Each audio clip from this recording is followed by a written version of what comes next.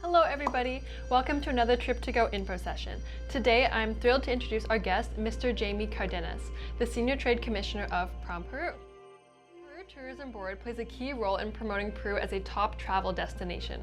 We'll be focusing on what makes Peru a must-visit and how tourism can make a meaningful change through sustainable actions, like our Warm Water on the Go program. Let's jump right in. Mr. Cárdenas, thank you so much for coming. It is such an honor to have you here. I just want to start by painting a picture of Peru. In terms of Peru as a destination, what makes Peru unique for travelers to come from around the world? I would say that Peru is a unique country. When we talk about Peru, the short version of our answer to these kind of questions is, for instance, we have like 13 UNESCO World Heritage Sites. We are basically a culture in developing, it's a living culture. We have this gastronomic or global gastronomic destination. We have become something like that thanks to the work of some cooks that have been working for the last 20 years at least to actually bring the Peruvian food to the top of the chain. And there are endless adventure opportunities and experience to share, not only with locals but with foreigners as well. So there is history, unique history, from not only the Inca Empire, but previously to the Inca Empire, there were many cultures along the coast of the Pacific, together with the highlands and some other people working in the Amazon forest. We have this culture which actually brought ingredients to or local ingredients to our food. So people in that part of South America has been there for quite some time already. So. And Peru actually collects all these ingredients to make this special. Well, not talking about biodiversity, climates. When I say biodiversity, it's not only biodiversity. We are one of the 10th most mega diverse countries. Right. So few countries in the world can gather together all what Peru can offer. Yeah, between the UNESCO World Heritage Sites, the culture, the history, and the food, it seems like you got them all in one spot. Exactly. That's perfect. For someone visiting Peru for the first time, what are some of the must-see landmarks or must-see things that they should do? When you come to Peru, the international flights normally, I would say 99% of the international flights, you come to Lima. And before, Lima was just a stop. It used to be, the center of collecting people to go to the Amazon forest of the highlands, especially Machu Picchu. But today, Lima is a destination, especially for the gastronomic experience that you can get in Lima. Lima should be, a destination as itself. Then we have the region of Cusco, the Sacred Valley, Machu Picchu, the Rainbow Mountains, and all that, which is almost in the center of the world. Actually, Cusco in Quechua was the belly bottom of the world. That's what is what is translated to. Then we have Arequipa in the south part of Peru, the White City, which is very peculiar itself because it's built with a volcanic rock, and the center, the downtown Arequipa, is basically white. Then we have Puno with the Titicaca Lake, 4,000 meters above the sea level, the highest navigable lake in the world. Then we have the Nazca Lines, of course, the Amazon forest. If you like adventure, if you like this hot, humid weather, see biodiversity, see strange and rare animals, that is a place to be. And we have basically two spots: the Manu National Park, which is between Peru and Madre de Dios, two provinces that we have. Cusco and Madre de Dios, which is one of the most biodiverse spots in the world. So yeah, I would recommend. Peru is a very interesting country because we have so many different things, so many different climates, so many different diversity, people, and all that. Yeah. Yeah, actually, speaking of people, Peru is known for its living culture, and there's the ancient civilizations, and then also they have a vibrant culture today. How does culture play a role in the travel experience for travelers? Culture, in general, and I would say for any country, is a big asset to promote tourism, because it doesn't matter which country we are talking about. There is a micro environment or ecosystem around every people, which actually brings some specific differences. Different things that make this community or the country different from others, and is certainly a big asset. And Peru itself has a history and a culture, I would say that very special. You did mention Maido in Lima, and that was just, for anyone who doesn't know, that was just named one of the best restaurant in the world. So congratulations, that's a really big deal. Thank you. How do you see Peruvian gastronomy shaping the global stage? Well, as I said in the beginning, Lima has become a center of gathering, cuisines from all over Peru. And of course, we have international restaurants as well. And Maido is a sample. 2 years ago was Central, right? With Virgilio Martinez, becoming the #1 restaurant in the world by 50 Best. And I would say people is going to Peru today to eat, which before it didn't happen. Peruvian food was probably known by some peculiar people that went to Peru and tasted a good ceviche or a pisco sour or whatever, a lomo saltado, whatever, and they say Peru has a very good food, but it was not really organized or well known. There is this cook, it's called Gastronomy, who actually saw the potential of the Peruvian gastronomy, the Peruvian cuisine, to become something else of what it was at that time. And he started, small, and today the Peruvian cuisine is probably known all over the world. Is as I said, Peru today, people today goes to Peru to eat, to try what they saw in a magazine, or today, with all these influencers and the press and the internet, the Internet of Things, that you have so much AI and so forth. You ask where AI, where can I go to eat in Peru, and they give you plenty of alternatives, or where I can go to eat, or what is the most attractive or delicious cuisine in the world, and you will find that the reply, the answer will be go to Peru and try ceviche. Yeah.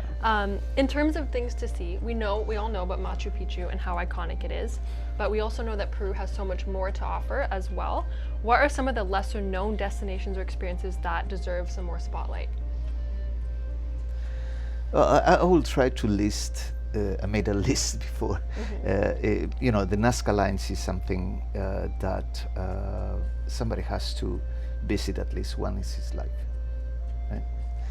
Then we have the Titicaca Lake, for instance. I mentioned that. The Rainbow Mountains, and in Cusco, there is a valley, let's say, full of mountains of different colors, which are beautiful. You have to be fit to get there, because actually you will reach probably above 4,000 meters above the sea level. But if you're not, there are some people who brings you in a horse or something like that. So, and for those who can afford, You can do that by helicopter if you can hire one. Of course, in the north of Peru, Cuelap and Choquequirao, Choquequirao is also in Cusco. Huaraz, where I mentioned, there is the Chavin culture, which is one of the ancient cultures in Peru. The Amazon forest, of course, for those who like adventure, it is something that you cannot miss or should not miss at all. In terms of international arrivals, Peru ranks one of the top destinations in South America for foreign visitors. In 2024, Peru welcomed 3.2 million foreign visitors, with approximately 24% of them being from North America. From PROMPERÚ's perspective, how important is the North American market in overall tourism strategy? Very. Of those 3.5 million people coming to Peru, we are targeting 4 million this year. But in 2024, you mentioned 3.5. Of those, probably around 800,000 came from North America. And we have, as an objective, we have, as I said, clear objectives to increase the number of tourists coming to Peru and to increase the days of stays. One thing that might draw people in, actually, we know that Peru is home to quite a few festivals and events. Are there any specific ones that travelers should time their trip around if they really want to experience the Peruvian culture? We have the Inti Raymi. The Inti Raymi is a festivity, the 24th of June, and as you can imagine, it's very close to the equinox, the sun of the solstice, right? There is another festivity which is sort of a religious festival. It's called Virgen de Copacabana. The Copacabana Virgin is in Puno. Copacabana is one of the islands there. Then we have another religious festivity, which is the Señor de los Milagros, or the Lord of the Miracles, and that happened in October. It's in Lima. We have also, which is very famous, has become very famous, the Carnival. When does that happen? That's in February.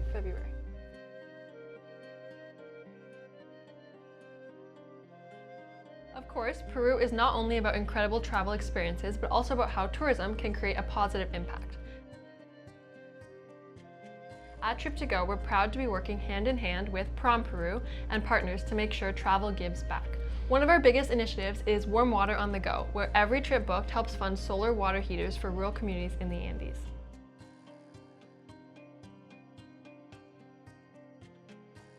Actually, in terms of the warm water on the go and sustainability, in terms of PROMPERÚ's perspective, how important is sustainability in positioning Peru as a global team leader? From many years before, and Peru probably has been one of the first signing any environmental treaty in the world. Wow. So we're very much, as part of our culture, is working with sustainability in general, and today of this concept of green economy. You don't have to be only economically sustainable, but also social sustainable and environmental sustainable. Right. And those concepts have been inserted in our first normative in legislation in Peru. We are very demanding in the legislation for developing any business related with the use of land. We are supporting value chains related to our biodiversity.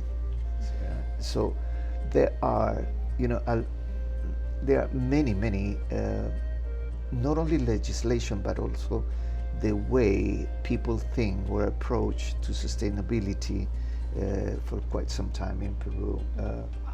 Right. Yeah, actually, partnering with PROMPERÚ, how can responsible tourism, sustainable tourism, help with the communities in the Andes? There are so many projects. I work in one of them to develop different products and services, or goods and services, based on the sustainable use, the protection and sustainable use of biodiversity. But, you know, of course, that biodiversity was the first thing, but to give, you know, a further concept of sustainability, we talk about social biodiversity, which included the social ingredient in this. So these projects, let's say, support very much the value chain related to some specific activity. Right. Our initiative, Warm Water on the Go, focuses on hot water access in Ollantaytambo, Cusco. How do you see projects like this improving the quality of life for local families? You know, I think it's a great initiative, and for us who believe and has a passion for giving back to those in need of certain comfort, let's say, which provides at the end one of the assets that mostly is not considered when we do a project, which is time. You know, if we could take away certain responsibilities, for instance, or certain tasks from people and give them time to improve not only the way of living, but the way of being, which is, I believe, also very important, to learn new things, to actually have time and avoid the everyday rush in life to complete tasks. And I believe this kind of a project that is being implemented, you know, contributes to that objective. Right. The Warm Water on the Go initiative. How do these things align with the Peru's sustainable goals? First of all, if you use gas, you generate this greenhouse gas, right? And that hurts our environment, right? Secondly, if you use wood, our, let's say, primary forests are always in danger. And if you do not have those forests, you will not be able to collect the greenhouse gases. Right. So, you know, it's a vicious circle. Right. Or in this case, indeed, it's an alternative kind of energy who supports this result. Clean energy, you know. I wouldn't say cheap yet, but the source is free. Right? So yeah, that actually contributes a lot to our goals. You know, as a society, not only as a country, but as a society, is kind of very important for us, projects like this.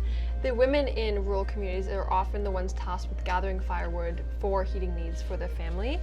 How can sustainability projects empower women specifically? I said it before, and I said it, you know, but particularly to women who had lots of responsibilities, not only at home to raise children, to cook, to actually attend the house chores, but also, you know, in this specific case, to collect, you know, the wood and so forth. But they give, you know, initiatives like this give them time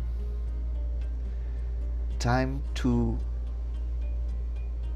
improve their knowledge or to learn something, which at the end will upgrade, let's say, their conditions within the society.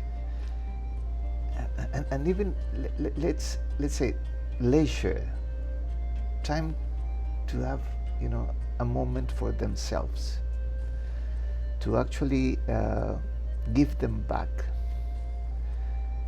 this ingredient that makes them not only necessary but key in the developing of the society, because the role of the woman is to nurture the society in general. Well, we men are providers, basically, right? But women have a different role, and of course, you know, sometimes, you know, the roles intertwine, let's say, yeah, and I would say that with initiatives like this, improve not only the quality of life but the quality of being, you know, for women. So helping each woman individually will trickle out into greater society and make it better for the community as a whole. Correct. Yeah. There are more and more travelers who want to combine adventure with purpose while traveling. How does the Warm Water on the Go speak to this new wave of eco-conscious travelers, people who want to travel? A few years back, I learned that because of the trends in tourism, and lately the sustainability issue is getting more and more important. Right. This, the concept of climate change, you know, of all these concepts have experiences with local people, you know, and as I said in the beginning, give back, you know, to the people who actually serve you, to actually, and in fact, gives you the opportunity of having that experience with them. I think it has become very important for today's traveler. Right. We know that partnerships are really important for impact. How does TripToGo's partnership with PROMPERÚ as well as some airlines help in terms of scaling the sustainability? You know, trade in general. You know, travel agencies, tour operators, product suppliers or services suppliers is part of this big conglomerate which actually supports the industry. And projects like this, you know, as I said, along the value chain could improve not only the health and well-being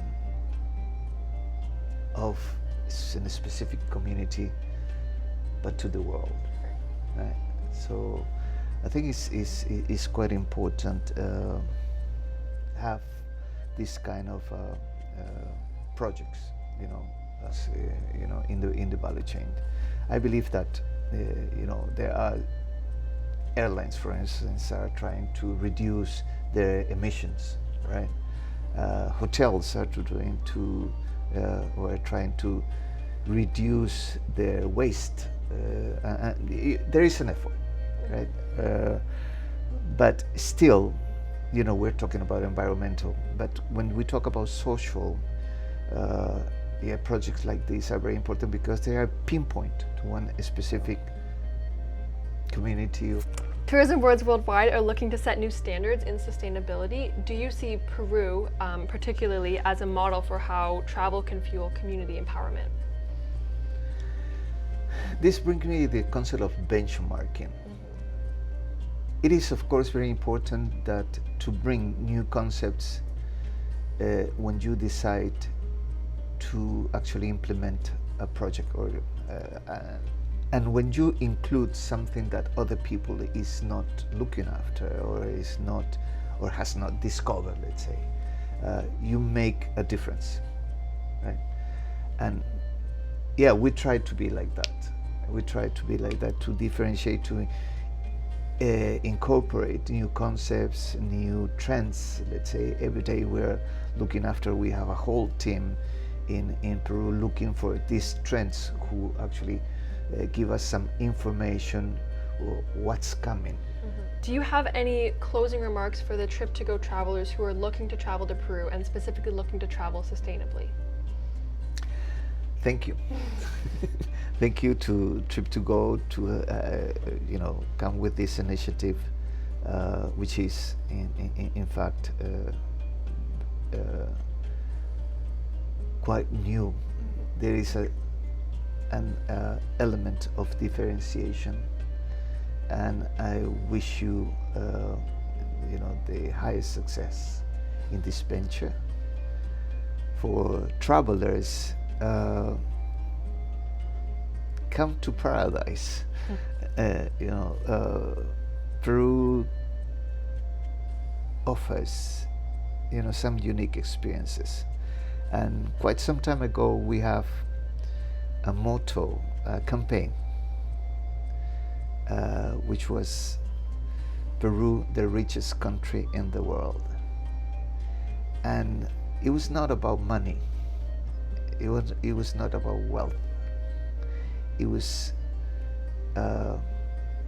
directed to those people who actually want to have unique experiences.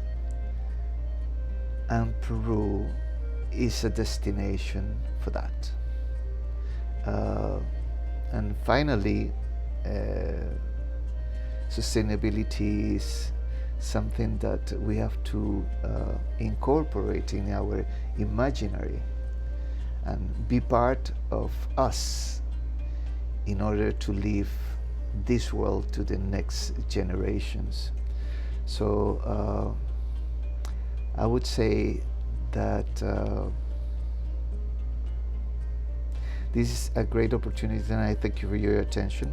And I will support whatever initiative or project I myself support, with ideas, with recommendations, with whatever I can asset I could have after I joined this kind of work for more than 40 years ago,